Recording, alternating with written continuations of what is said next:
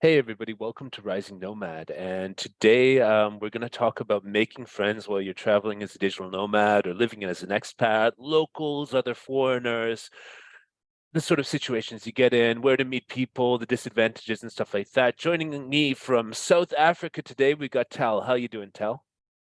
Good, good. It's sunny here in South Africa and my mood is up. Yeah, okay. And Georgina, is it sunny in Greece as well?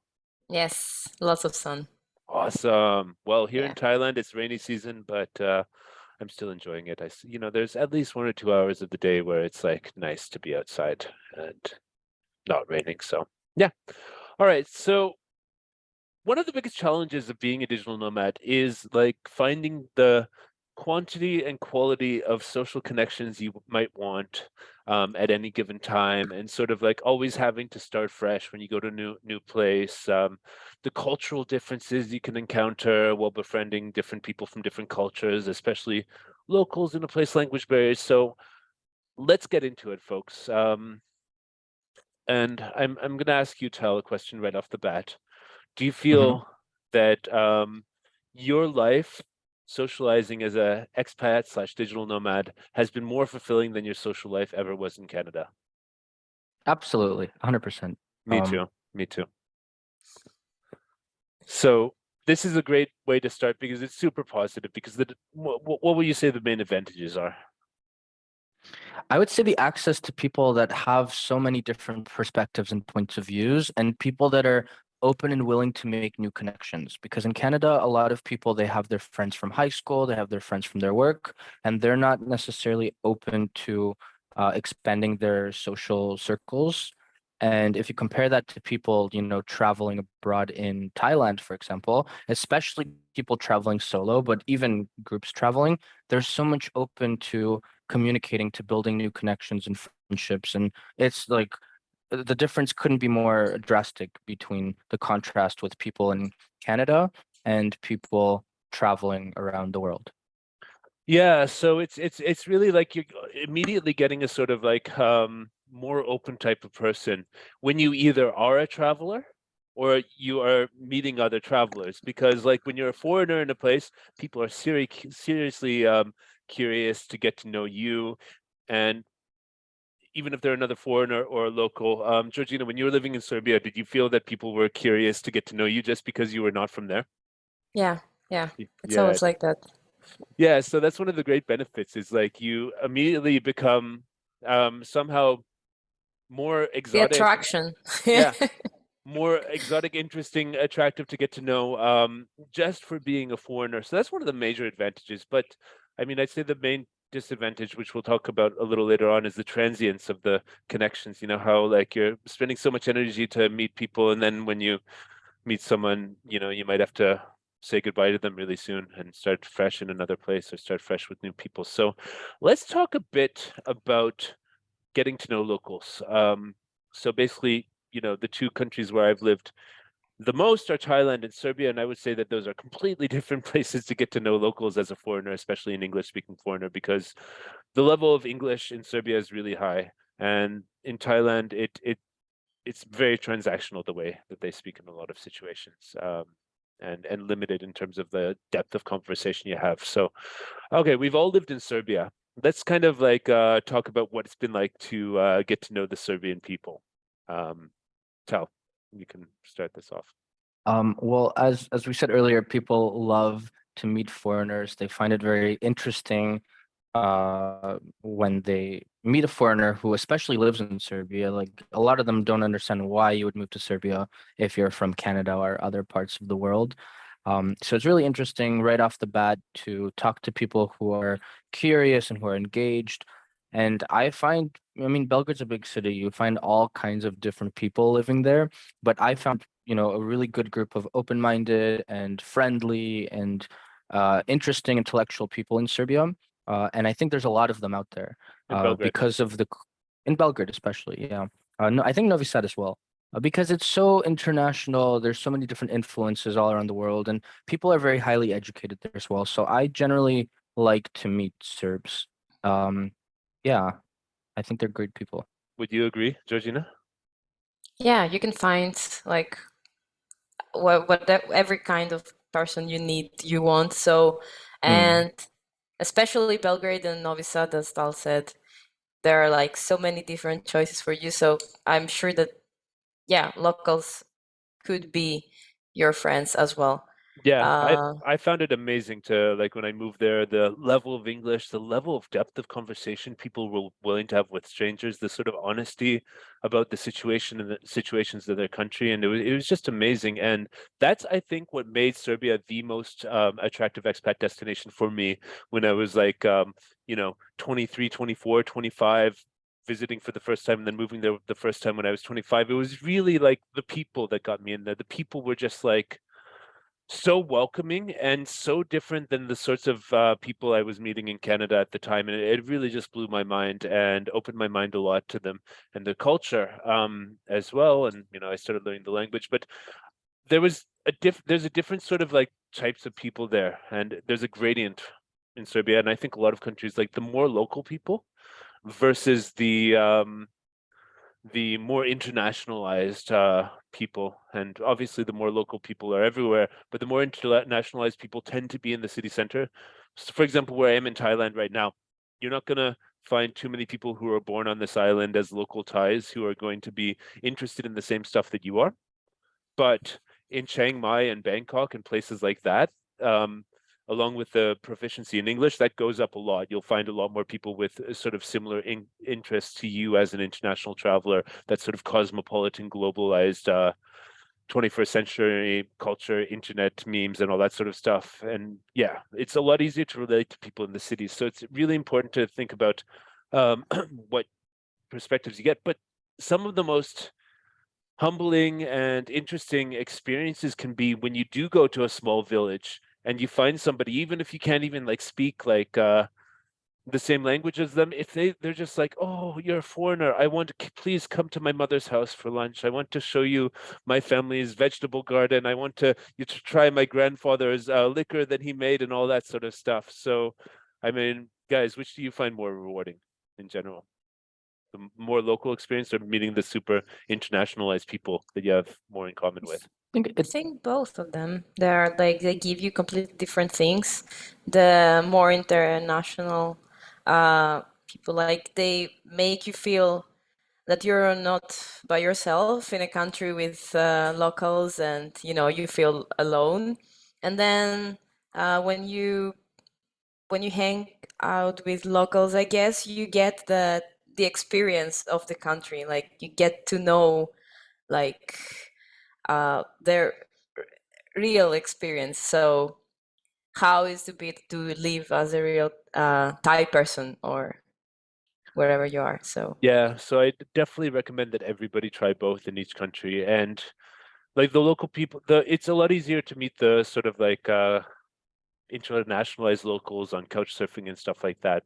But local people you can meet almost anywhere, and it really takes just a curiosity. So it's about smiling at people, sharing a laugh at the local market when you're buying vegetables, actually going to the local market rather than the supermarket, going to the small sort of street food stall, and really showing with your body language and your eye contact and your facial expressions that you really do appreciate being in their country. And that's when the gates of hospitality tend to open up. Any other tips that you guys have on how to sort of connect with the ordinary local people on the street? I would say asking for directions is a really good way to, and this might sound weird if you don't actually need directions, but like we're asking a question about surrounding, I could either Google it or I can ask somebody. And I find that oftentimes if I ask them either for directions or if they know a really nice place to eat or something like that, it really opens up that conversation with strangers sometimes, maybe like 10% of the time. So that's one way. Yeah, exactly. And yeah, just showing your openness to communicate and trying to communicate in a way that's universally understandable as much as possible. I mean, this is something that, when you move to another country, language barriers are definitely almost always a thing if you don't know the local language there. And, some tips, like, for example, especially for native English speakers, is you really need to learn how to speak English, which is the international language, in such a way that people who are learning it or have learned it as a second language find easy to understand. Now, this is something I put a lot of time into doing myself and learning about that. I even took a course as English teacher for adults as a second language to help understand this better. And what this means is basically just not saying the first sentence that comes to your mind, but thinking of a way to elaborate on that sentence, slow it down, and simplify it so that people have the best chance of understanding you based on any limited knowledge of the language that they have. So, I mean, so when you're talking to local people, and say you got the example that comes to mind is like you're talking about a scam. Somebody is trying to steal money from you. That's a scam. But don't just use the word scam, because they might not know the word scam, but they might know. If you say they were trying to scam me, it was a scam. They were trying to steal money they wanted to take from me. If you say it in those three ways, chances are one of those three ways are gonna, oh yeah, I understand what you're saying. Georgina, as like a second language English speaker, does this resonate with you that some natives are harder and easier to understand? Yeah, definitely, definitely. Yeah, and It's not, I mean, it wasn't always easy for me to understand like slangs and like especially like some words. So yeah. I mean, me personally, like in German, for example, which is a language that I sort of learned because of my upbringing. My family spoke it, and then a bit in high school and university. I actually much prefer speaking German with other second language speakers of the language, because it's so much easier to have a conversation with them and be on the same level of communicating. Like, for example, if a Slavic person knows German, I can talk to them. Like my cousins in Slovakia, we speak only German. Whereas if I go to Germany and Austria and try to have conversations with people, they too speak so fast, they mumble their words, they assume that you know stuff. And it's just sort of, you have to realize that you need to internationalize yourself. And that also means more body language, more sort of tonal emphasis on how you sort of say things and point, and just, try to make it as simple as possible. And then you can overcome a lot of language barriers and make the connection with people and socialize more with locals. And also, Google Translate. I've actually had Couchsurfer, like one girl from Russia came to stay with me from Couchsurfing once, and we actually had a good time using Google Translate the entire evening, between it's passing the phone back and forth and doing it. And it was actually a good evening. We had a meaningful conversation about love and gender roles and all this sort of stuff, and it was super interested. Only with Google Translation. Only with Google Translation. Wow. I would say what I wanted to say in Serbian or English, and into the Google Translate, it would come out in Russian. She would talk back in Russian, and it was like there was no other choice. Like, I'm sitting there, you've come to stay with me. Let's overcome the barrier because the app, like, there's a conversation mode where it just listens and translates, and you can just do that. So that's a really good tip. Now with local people, let's talk about the differences in perspective a little bit more, like especially with the more local people, if you know what I mean. They might not have the same sort of modern views that we have about stuff. The example I'd like to raise is sort of like nationalism. In Serbia, in maybe 15 years ago, when I went drinking a beer in the park with people, it was very easy to find somebody who, for example, hated Albanians, let's say. Tal, what do you think the best way to deal with that sort of when you're trying to be nice to someone, you're trying to enjoy a drink with them, and they bring up a view that you disagree with and maybe even find offensive, let's say? Yeah, so initially I spent a lot of time trying to convince people otherwise. I would debate people. I would say, you can't say that, that's not true, whatever. Of the hundreds of times that I did that, all 100 times were unsuccessful, because it's very hard to change people's minds, especially something they're passionate about or something that's very close to their history or their culture, etc. Now, if it's somebody that I just met on the street, or somebody that isn't part of the same group that I'm in, generally I try to just like remove myself out of the situation. I'll say something like, oh, like, I don't really disagree, but we're all entitled to our own opinion, and then kind of like move on. if it's somebody within my social group or whatever, I'll just, agree to disagree. I'm Yeah, not going to go super deep into it or, try to change their mind or anything, but I'll tell them, oh, like I have a different opinion, or, that opinion might be problematic, but like I don't know your life story, so I don't want to judge, something like that, and then just drop it. me Or if it's something personally. interesting, Yeah. if it's something that I'm really, if it's a conversation I want to engage in, oftentimes I do want to hear their opinion and I want to hear why they think that way because I could learn something. At the very least, what other people that I disagree with think or the roots of that. So it depends what the issue is. If they are very obviously racist or homophobic or sexist or whatever, like I don't really want to engage with those kind of people. But if they're more nuanced beliefs that I might disagree with, I might engage in a conversation with them just to learn more and to share my thoughts or whatever. It really depends on their behavior, on their thoughts, and on how, how much I want to engage with them. Yeah, there's lots of different ways that you can engage with that sort of situation. I think avoiding the subject would be like better if you really don't want to like talk about that stuff. We all have things that we don't want to talk about in I guess our lives, like but it's always really important to understand why people believe what they believe, and like I think in terms of nationalism, which is a great example, it's like they actually believe that the actions or existence of these people actually threatens them and their own personal or national or family security or something like that, and their way of life, which it might have been true at one point. I'm not really sure it has much of a place in the 21st century world as such, right? Yep. And there's always two sides to every conflict, but it might have been true, like back in the Viking age. Yeah, maybe you would hate Vikings because they actually did come and kill your family. Fair point. It's You're right. complicated. You always Yeah. want to Hmm. hear the perspective of everybody and then work it into a worldview where you can kind of understand why they think about that. And yeah, so what's the best way to kind of find common interest and invest with the types of locals that you like socializing in different countries? Like, where do you meet locals in a country? Like, I like Couchsurfing, for example. Language meetups are a good one. I know you're into that too, Tal. Oh yeah, absolutely.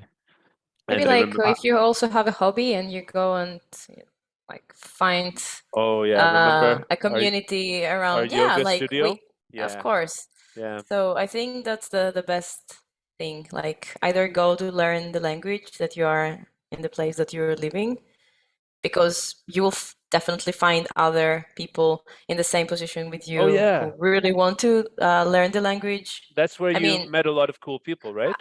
In yeah, I Serbia. mean, Yeah. like most of my friends, they were from the Serbian courses. So And is that how mm. you found out about the yoga studio as well? yeah, And that's actually. how you became And interested in the now yoga it's, studio, and then that was yeah, like and really there great was for like meeting the people. connection. And Yeah. that's how I met Georgina. So, Hmm. and she was the So best. Amazing. it all started from like me deciding to go and learn the language. So that's, I think, like a big step. And also, like, if you have any hobbies, like, you should go and meet people. You should search, like, for communities. Like, I don't know, if you like climbing, if you like yoga, if you like, I don't know, lifting weights Volleyball. or, yeah, whatever it is. Drinking beer, Drinking pub beer. crawls, even, like it's fairly popular in some places. Maybe not in Saudi Arabia, but in some places it's very popular. Um, let's talk about connecting with other foreigners. That kind of bridges the topic where like connecting with other foreigners, like who are in a similar position Hmm. as you being an expat in the country. Maybe they've moved for similar reasons to that country, whether it be work, love, passion for the culture, or stuff like that. What? So you mentioned hobbies and stuff like that, but there's usually like some like Facebook groups you can get on for expats in various places, like Expats in Serbia, Belgrade Foreign Visitors Club, and stuff like that. And really good places to meet other foreigners. And I've made lots of really good connections there. We have our own group called Rising Nomad, which is kind of international, which you can find on Facebook, linked in the video description here. And yeah, it's really important to connect with other foreigners because I don't know. I went through a stage when I moved to Serbia that I just wanted to surround myself with Serbian people, learn as much as I could about their language and culture, and sort of got absorbed into that. And after a few years of that, I kind of like came back and realized that I'd gotten a lot from that, and it was a part of who I became and part of really big part of my life in Serbia. But I missed. There were like lots of differences between me and the local people that I was missing that I could find in meeting other expats and hanging out with them. And that's one of the reasons I started my business supportive venture and started working with other foreigners to build the remote working community that I did. But yeah, it's super important to connect with other foreigners too, however possible. And the rest of the video is kind of going to be like talking about that actually. So let's get into it. Expats versus travelers. So a long-term expat, I kind of think I'm somewhere in the middle because I'm doing the more like Nomad thing. I made Serbia my base and I was an expat there, but I would also go to different places. What do you think the difference in befriending expats and other travelers is, Tal, if you don't mind sharing? Like, Yeah, I think when I meet travelers, especially ones that are somewhere for less than, let's say, 2 or 3 weeks, they want to do more things. They want to climb the mountain. They want to go to the beach. They want to do that adventure. When I meet expats, they've already done a lot of that thing, or they have a whole bunch of time, and they just want to grab a casual drink at a pub or go for a stroll in the walk or something like that. So there is a difference with how engaged they are to certain activities of like exploration of the area. Also, I find in general, I mean, there's no rule to this, but I find expats a bit more interesting than travelers because travelers, maybe they live in the UK and they have a boring desk job and they have like 2 week vacation and they happen to go to, let's say, Thailand, and then I meet them. They don't have as much of interesting life stories as somebody who spent like 6 months volunteering in Cambodia and then whatever. Like, I find the life of expats and people that travel Mhm. more than just like short-term travelers to be more interesting to me. And there are very big differences in the culture because with long-term travel and remote working, it is a whole culture in its own. And there's a lot of reference points that you can talk to people about that. People have very similar problems. They have similar things that they like about their lifestyle. So I find it easier to connect with long-term expats, but some of them just lose interest in the cultures that they're in or the places that they're in. cynicism is a big thing. Yeah, getting cynical. Mhm. Like, we have a video that Georgina made about the stages that she went through living in Serbia, which is really interesting, where at one point you became really cynical. What was that like? Uh, Yeah, I think like at one point you just lose the interest of the country that you are in, and you're just like, okay, I'll just go on my own. I'll just be by myself. I don't really enjoy being here. But also, I think that expats won't really bother to get to know a traveler because they know that they will go soon. So uh, I I don't know. think I wouldn't waste my time if I would like when I was living back to Serbia and I wanted to meet people and I wanted to make friendships. I wouldn't lose my time. I mean, I wouldn't lose my time, but I wouldn't really put effort on meeting a traveler that I knew that in 2 weeks they will be gone. I wanted something more stable. I do So, because I'm a long-term believer and user of Couchsurfing since 2005, 17 years of hosting people when they come. mhm, But they are travelers, and it does get a bit like, all right, now we'll go for a walk in the fortress. And you talk about the same thing of like, okay, this used to be the border of the Ottoman Turkish Empire and the Austro-Hungarian Empire, and the first shots of World War I were fired from that island, and and mhm, it's always the same sort of thing where you explain about your life in the place, and you're just starting from this very basic level, whereas like yeah, other expats you can really connect based on your common experiences in the place or your common experiences having lived in other places. And I would say that digital nomad fits really nicely between expat and traveler expats and traveler. Yeah. because you have the mentality of wanting to be out wherever long term, but you give yourself the license and ability to change the place whenever you want. But I'd say we're closer to expats, but we have the ability to function as a traveler at any point. But the lifestyle that we're trying to achieve with the stability and sort of like what we need to live a job, to keep on working our job, is closer to the expat thing. We're not just showing up in a Mhm. place and staying in a hostel and Yeah, going because you like on the combine little. everything. You're living actually the life of the local there. Yeah, You will find your market, you will find your um, food market, you will work every day, so you'll have a schedule. And then you will try to also meet other people and actually live your life in the same way, but in a different place. So and you're not going there to explore. there's also a really big difference between hanging out with people who are doing stuff with their life abroad and hanging out with people who are just hanging out. Like the people who are just sitting around, rent an apartment in let's say Berlin or something, and just want to go and party all the time and hang out and smoke weed and stuff like that. I'm not gonna really have a lot in common with them in a lot of cases. Maybe for the weekend, I'd be interested in like hanging out with those types of people, but overall, the big difference is that I like hanging out with people who are doing meaningful stuff in life, making life matter, either by building an online business or some sort of artistic, creative thing, uh, like a YouTube channel, and or people who are actually involved in the local community by doing stuff that's meaningful, like helping refugees in Serbia. Lots of people I knew were doing that, or like just people who do stuff. So it's very easy to find in a lot of places expats and travelers who are just sitting and doing nothing, and they are not the most interesting people to hang out with. Yeah. Um, okay, young versus old, new versus experienced. I have some friends. I've been doing this lifestyle since 2008, half the time, and then I went full time on this in 2011.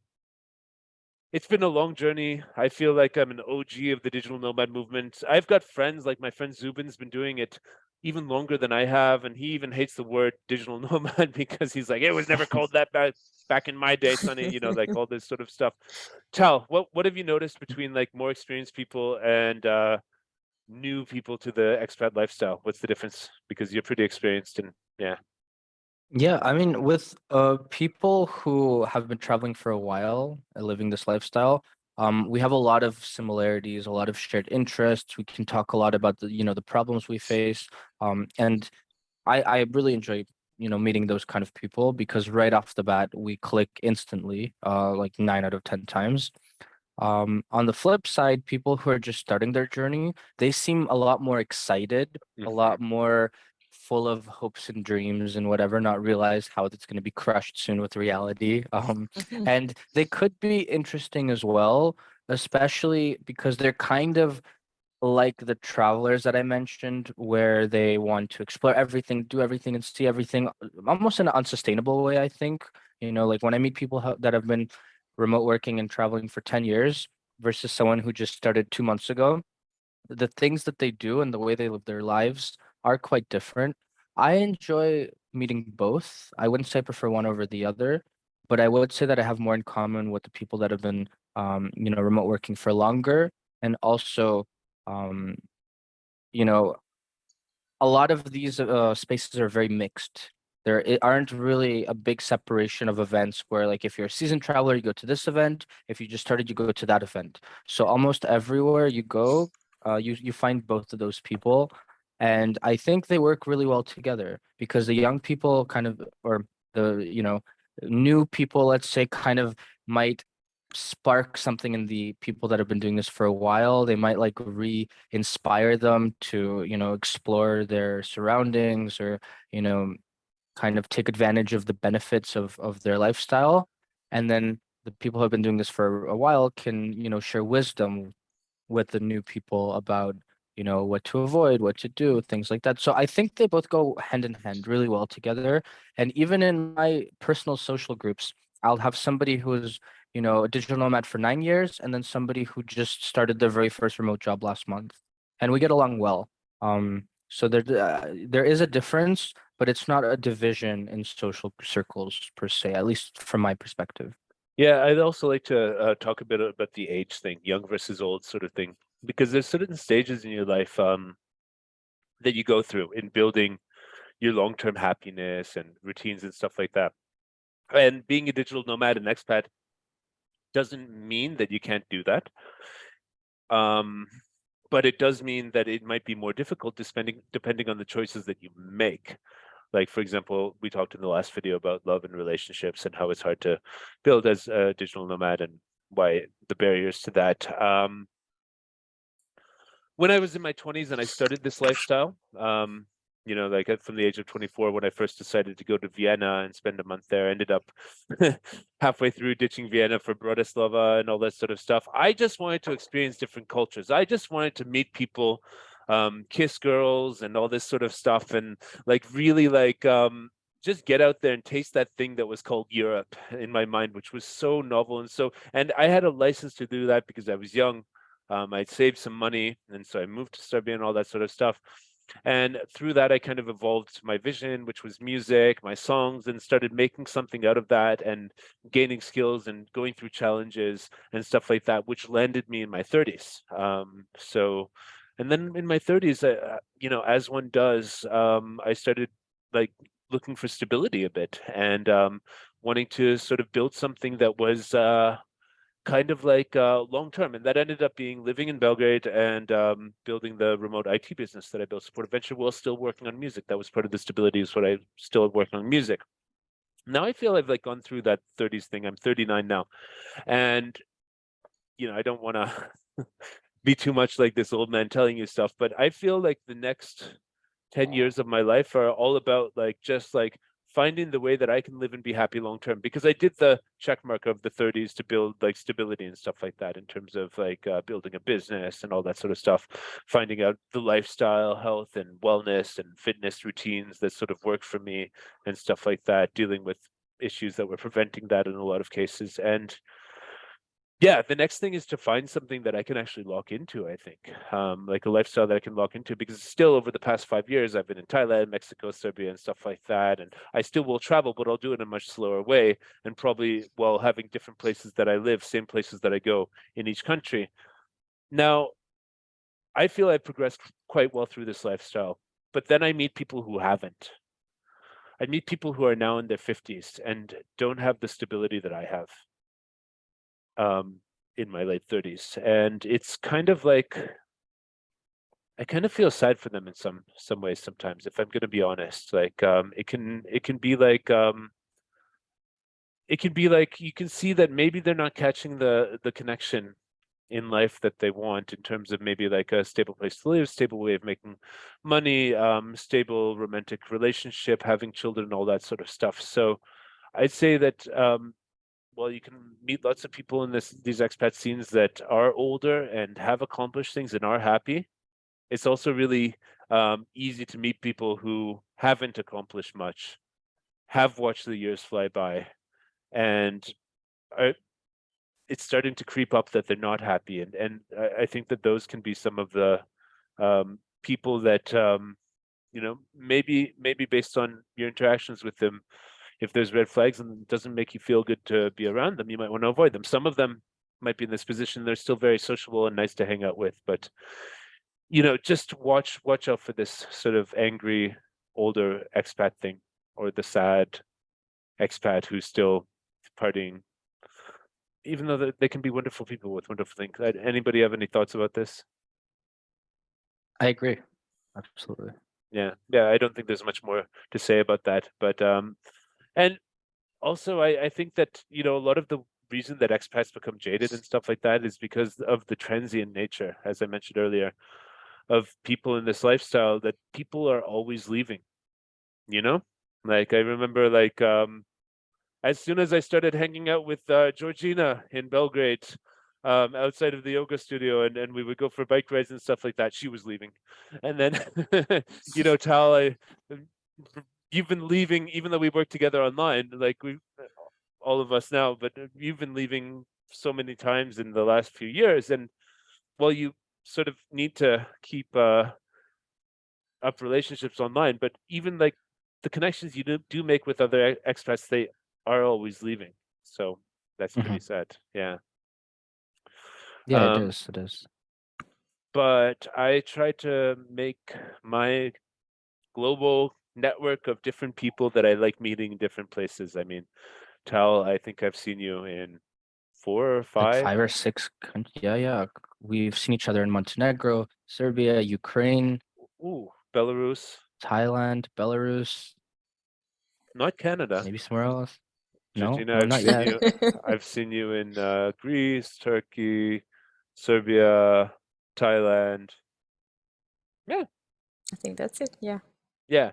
And this is the thing, like, if you have strong connections with people and you keep in touch with them online, or at least have them on, your Instagram or Facebook so you can see when they post photos of where they are, you can keep in touch. And it's so amazing to hang out with somebody that you've hung out in one country on a different continent and Yeah. having that same connection that you have with them, but being in a different environment where you can explore things differently. It's gone the wrong way sometimes. Like sometimes I don't know, I liked hanging out with one person in one country and then you meet them in another country and it's just like, no, something's off here. Like I don't want to be in this culture with this person. I guess those are not the close friends, but for the long term, what I'm going for is seeing people in different countries and having connections that transcend boundaries, that you keep in touch online, and that if you are in the same place as that person, you're going to meet up and you're going to pick up right where you left off and share all the crazy stories of the last few years, like of your life. One story just comes to mind. It's kind of funny. It's really short. I met this guy at a concert of mine in Slovakia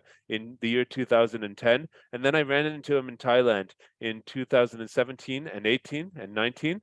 And he had stories where he was living alone on an island, like near Indonesia or something, and he was like alone on an island and he was naked all the time, and he's like telling stories about, I was building a house there, but I was naked all the time, and there's some things you don't want to do naked.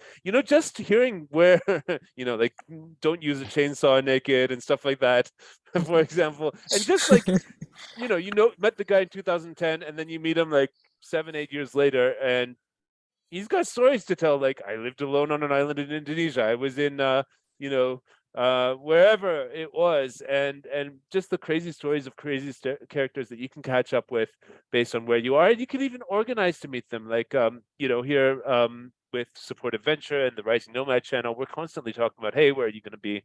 Where's the next? When are you coming to Thailand? I'll see you in Serbia. Blah blah blah blah blah. Yeah. So social media is really important to sort of like make sure you keep in touch with people, because I'm not going to write everybody I meet through Couchsurfing or at some, foreigners event or something. I'm not going to write them personal emails saying, hey, where are you? I'm in Thailand every week.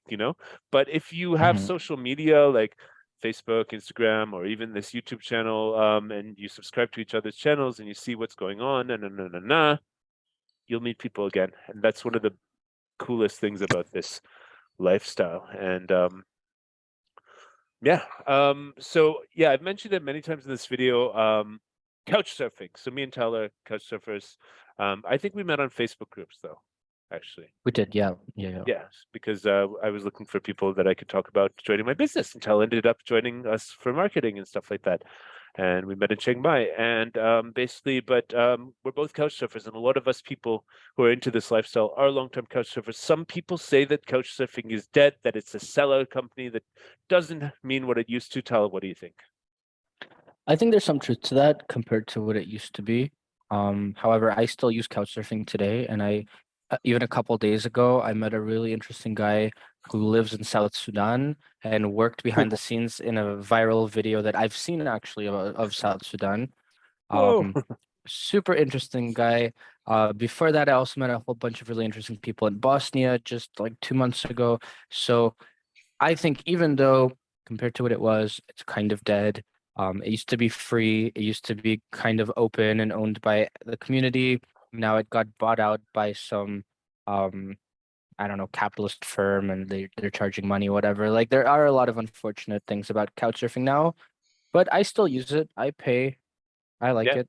Okay, so I've been on, I've never been asked for money. I guess it's because I've got like the old school Pioneer or whatever badge on my profile. But I switched over to Copenhagen 9 days ago. And basically, I think Germany, India, Germany, France, USA, France, Poland. What is that? 8 or 9 requests of people who like my profile, like my 200+ references, and want to come and meet me. Unfortunately, I don't have time or space or emotional energy to meet all these people, Mhm. but it still is the same site. And a lot of people don't know that on Couchsurfing you can use keyword searches and find people who are exactly into the stuff that you're into. I'm talking about names of bands, music that you like. I'm talking about the word yoga, any sort of like climbing or anything. You can use Couchsurfing to find people in cities that you're going to actually search people who are into what you're doing and then write them personal messages about why you want to meet them specifically. And that works a lot better. I found band members, I found really fascinating people with such similar interests to me using this feature. And I think a lot of people don't know. And the people who say Couchsurfing is dead, they're looking too much into like a surface level of like the transactional nature of being asked for money to use the platform. I don't know. It's still good. If you don't like Couchsurfing anymore, use Facebook groups. But I find that they're much more hit or miss, the types of people you meet. But the cool thing about Facebook groups is when you're meeting people in Facebook groups, you can post in one of these like groups like, hey, do you know anybody who's into who's the best yoga teacher on the island, sort of thing. And then people will tag other people and then you can directly message them and stuff like that. So I don't think my life as an expat would be the same without both Facebook groups and Couchsurfing, specifically using Couchsurfing with keyword search. And yeah, it's really important. And yeah, I mean, the depth of friendships or lack thereof is one of the, so it's easy to make fast friends on these platforms, right? It's easy to meet someone once and kind of like have a beer and have a conversation, and you have something in common. You're both expats, travelers, and stuff like that. But is it always the most deep or appropriate connection to you? Should you hang out with people just because they want to have a beer and they're another expat? Probably not.